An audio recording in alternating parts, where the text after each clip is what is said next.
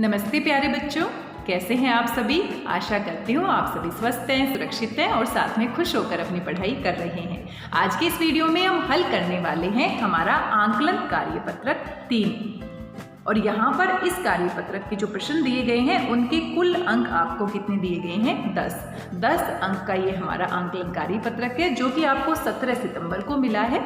आइए देखते हैं इसमें हमसे क्या पूछा गया है। प्यारे बच्चों, पिछले कार्यपत्रकों में हमने कठपुतली पाठ के 2 अंशों को पढ़ा है। कठपुतली हमारी एक बड़ी ही अच्छी सी कविता है जिसको हम पढ़ चुके हैं और पिछले कार्यपत्रक में इसके बारे में आपने पढ़ा है। अब हम इन कार्यपत्रकों के आधार पर अपना आंकलन करेंगे, जांच करेंगे कि कितना हमने पाठ को समझा है। अतः निम्नलिखित पद्यांश को पढ़कर नीचे पूछे गए प्रश्नों के सही विकल्प के सम्मुख यानी कि सामने बने गोलों को पेंसिल से भरिए। प्रत्येक प्रश्न का भार 1 अंक का है और कुल आपको कितने प्रश्न दिए गए हैं 10 प्रश्न दिए गए हैं और 1 अंक के हिसाब से आपका ये जो आंकलन कार्यपत्रक है इसका पूर्णांक क्या हो जाता है 10। तो यहाँ पर कठपुतली जो हमारी कविता है, बड़ी अच्छी सी कविता है, छोटी सी कविता है, ये हम पढ़ेंगे और पढ़ने के बाद यहाँ से आपके कुछ प्रश्न पूछे गए हैं। तो सबसे पहले अपनी कविता की पंक्तियों को जल्दी से दोहरा लेते हैं क्योंकि पहले ही हम पढ़ चुके हैं इस पाठ को। कविता कठपुतली, कवि भवानी प्रसाद मिश्र। कठपुतली गुस्से से उबली, बोली ये धागे क्यों है मेरे आगे पीछे, इन्हें तोड़ दो, मुझे मेरे पैरों पर छोड़ दो। सुनकर बोली और कठपुतलियाँ कि हाँ बहुत दिन हुए हमें अपने मन के छंद छुए। मगर पहली कठपुतली सोचने लगी यह कैसी इच्छा मेरे मन में जगी। धन्यवाद। आइए कविता की पंक्तियों को पढ़ लेते हैं, दोहरा लेते हैं। कठपुतली गुस्से से उबली। अब कठपुतली जो है वो गुस्से से उबलती है। गुस्से से उबलना यानी कि बहुत ज़्यादा गुस्सा आना, जैसे पानी उबलता है वैसे ही गुस्से से उबलना मुहावरा है, यानी कि बहुत अधिक क्रोध आना। बोली ये धागे क्यों हैं मेरे आगे पीछे, और गुस्से में आकर कहती है कि मेरे आगे पीछे ये धागे क्यों हैं, इन्हें तोड़ दो, इन धागों को तोड़ दो, मुझे मेरे पाँव पर छोड़ दो और मुझे अपने पाँव पर खड़े होने दो। मैं खड़े होना चाहती हूँ, स्वतंत्र होना चाहती हूँ, धागों के बंधन में नहीं रहना चाहती। सुनकर बोली और कठपुतलियाँ, और यानी कि दूसरी कठपुतलियाँ। पहली कठपुतली की बात सुनकर दूसरी कठपुतलियाँ बोलती हैं हाँ, और क्या बोलती हैं? दूसरी कठपुतलियाँ क्या बोलती हैं कि हाँ बहुत दिन हुए हमें अपने मन के छंद छुए। मन के छंद छुए यानी कि आनंदित होना, खुश होना। पहली कठपुतली की बात सुनकर दूसरी कठपुतलियाँ कहती हैं बहुत दिन हुए हमें अपने मन के छंद छुए। मन के छंद छूना यानी कि स्वतंत्र होना, खुश होना। जब हम स्वच्छंद होते हैं, खुश होते हैं तो मन के छंद छू लेते हैं, बहुत खुश हो जाते हैं। लेकिन कठपुतलियाँ तो धागों में बंधी हुई है, बहुत दिन हो गए उनको आज़ाद हुए, अपने मन से कुछ किए हुए, क्योंकि दूसरे लोग उनको चलाते हैं। इसीलिए सारी कठपुतलियाँ पहली कठपुतली की इच्छा का समर्थन करती हैं। पहली कठपुतली सोचने लगी कि कैसी इच्छा मेरे मन में जगी, और सारी कठपुतलियाँ जब उससे कहती हैं कि हाँ तुम ठीक सोच रही हो और बहुत दिन हो गए हमें अपने मन के छंद छुए, तो पहली कठपुतली कुछ सोच में पड़ जाती है कि मेरे ऊपर तो बाकी कठपुतलियों की भी जिम्मेदारी आ गई है, क्या मैं सही सोच रही हूँ, क्या मैं सही कर रही हूँ, और इस तरह के विचार पहली कठपुतली के मन में आते हैं। तो ये हमारी कुछ पंक्तियाँ थी, ये हमारी कविता की पंक्तियाँ थी। अब इन पंक्तियों में से ही हमसे कुछ प्रश्न पूछे जा रहे हैं, देख लेते हैं कौन कौन से प्रश्न पूछे गए हैं।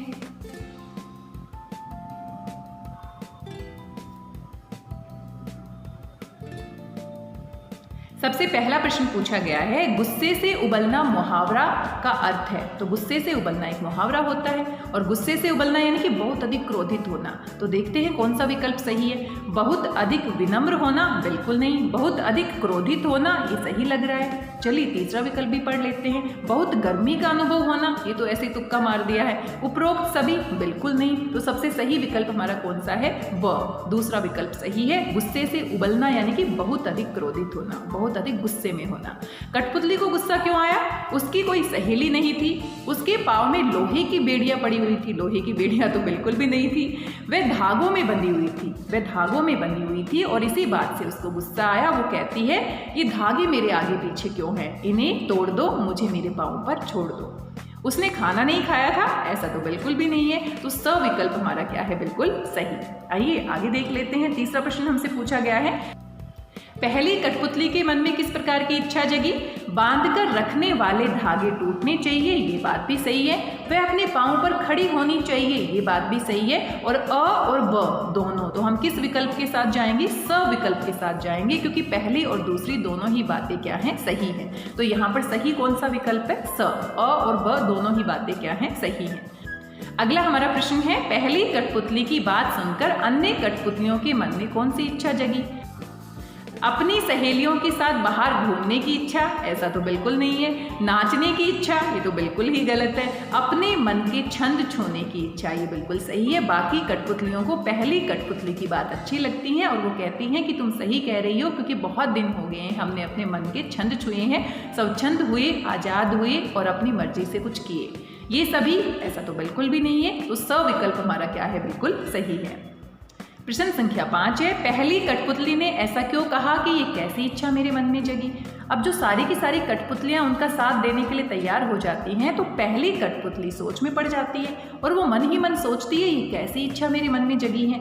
निर्जीव वस्तु का एहसास होने पर, सजीव वस्तु का एहसास होने पर, अन्य कठपुतलियों से नाराज होने पर, इनमें से कोई नहीं। निर्जीव वस्तु का एहसास होने पर, अब कठपुतली क्या है? निर्जीव है, और इस तरह की इच्छा क्या वो पूरी कर पाएगी?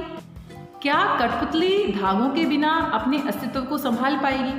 क्या कठपुतली धागों के बिना अपने पैरों पर खड़ी हो पाएगी? क्योंकि कठपुतली के तो पैर ही नहीं होते हैं। कठपुतली तो बनी ही इसलिए होती है ताकि दूसरे लोग उसको चलाए, धागों की सहायता से उसको चलाया जाता है। इस तरह के विचार पहले कठपुतली के मन में आए होंगे और उसने सोचा होगा कि मैं तो निर्जीव हूँ और ये मेरा जो सपना है वो पूरा हो भी पाएगा या नहीं हो पाएगा। काठ शब्द का तत्सम रूप है। काठ को हम संस्कृत में क्या कहते हैं? काष्ठ कहते हैं। काठ लकड़ी होती है और काष्ठ हम इसे किस में कहते हैं? संस्कृत में कहते हैं। तो स विकल्प हमारा क्या है? सही है। कठपुतली शब्द का बहुवचन रूप है। कठपुतली एक होती है और बहुत सारी क्या होती है? कठपुतलियां होती हैं। तो यहाँ पर सही मात्रा के साथ कौन सा शब्द लिखा गया है? कठपुतलियां। ल के ऊपर छोटी की मात्रा आएगी, ये भी कठपुतलियां हैं, लेकिन यहाँ पर ल के ऊपर बड़ी की मात्रा है, तो ये विकल्प हमारा सही नहीं होगा। अ विकल्प यहाँ पर सही है। गुस्सा भाववाचक संज्ञा शब्द से बना विशेषण शब्द है। अब गुस्सा जो है, गुस्से से हम किसी की विशेषता कैसे बता सकते हैं? गुस्सेल। हम कहते हैं ना वह आदमी बड़ा गुस्सेल है, यानी कि उसमें बहुत गुस्सा है। तो गुस्से से गुस्सेल यानी कि किसी की विशेषता बताने के लिए हम क्या कहते हैं? गुस्सेल। तो स विकल्प सही है। आगे हमारा प्रश्न दिया गया है की योजक शब्द का सही प्रयोग वाला वाक्य आपको बताना है। तो की सहायता से कौन से वाक्य में सही प्रयोग किया गया है? कठपुतली की बात समझ में आ गई, कठपुतली की बात निराली है, कठपुतलियां बोली कि हम स्वतंत्र होना चाहती हैं, ये विकल्प हमारा सही है। कठपुतलियां बोली कि हम स्वतंत्र होना चाहती हैं, तो ये विकल्प हमारा सही है, क्योंकि योजक का अर्थ होता है जोड़ना। तो यहाँ पर की जो है वो दो उपवाक्यों को जोड़ने का काम कर रहा है।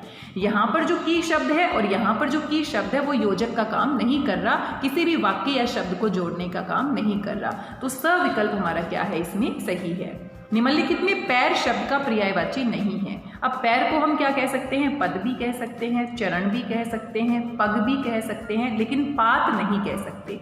पात क्या होता है? पत्ता होता है, और यही हमसे पूछा है कि कौन सा नहीं है, तो हम किसके साथ जाएंगे? पात के साथ जाएंगे। पात यहाँ पर नहीं है।